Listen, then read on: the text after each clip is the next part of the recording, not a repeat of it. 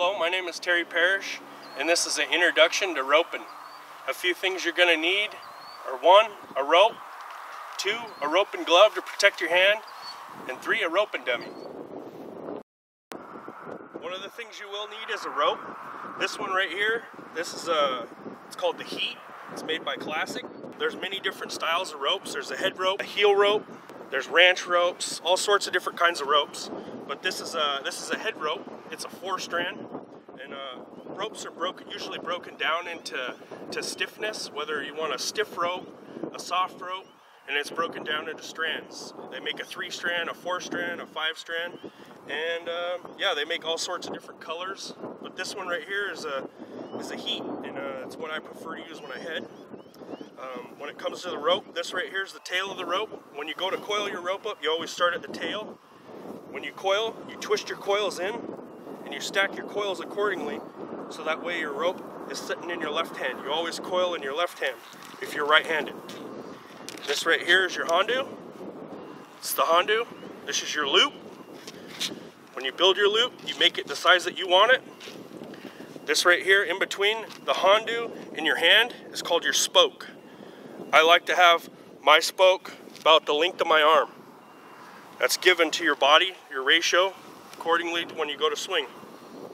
So now we're going to kind of break down your swing and how things want to look in your hands. So your coils are always in your left hand. Some people like to use 4 coils, like you see right here on the bottom, 1, 2, 3, 4. Some people like to use three coils on the bottom, 1, 2, 3. That's usually broken down for headers and heelers. It just depends on what you want to have in your hands. I mean, in your left hand, you got to think about your horse is going to be in your left hand, your reins, and so that's the point of roping. Is obviously everything that you do on the ground here. Eventually, you're going to get on a horse, and you're going to want to do it with a live animal. So you got to think about you being on a horse as well, and having your rope in your hand and your horse controlling your horse. It's kind of a bit much to think about right now, but right now, so your rope, obviously your loop is your loop is in your right hand, and when you go to swing your loop, there's 2 different grips. You can grip it kind of more of a pistol grip with your pointer finger out, similar to so, or you can grip it more in the palm of your hand with holding it a little bit tighter. This is kind of more of a heeler style, and this tends to be more of a header style, but they kind of go in and out either way. No. But so now that you know how to hold the rope, just go to swinging it. Usually when you start to swing, everybody starts to swing different. Whatever style you prefer is up to you. I like to start palm up. My palms are up like this. I close my hands.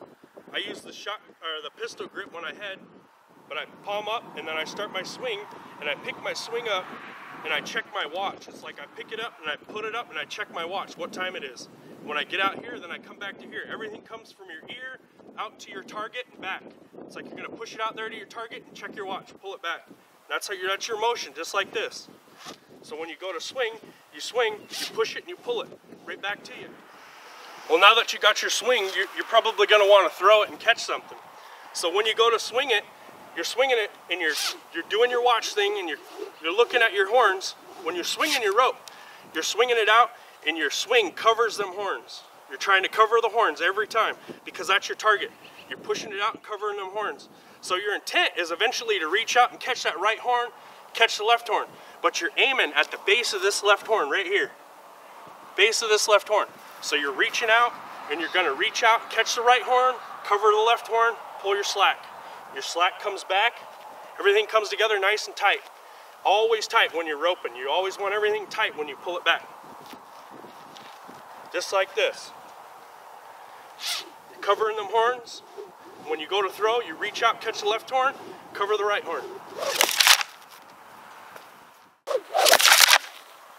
Now that you've learned the basics, keep in mind that roping isn't something that you learn overnight.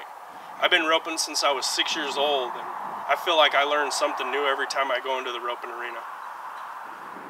Thank you for watching my video. I hope you enjoyed it. Maybe in the future I'll show you some neat tricks like this.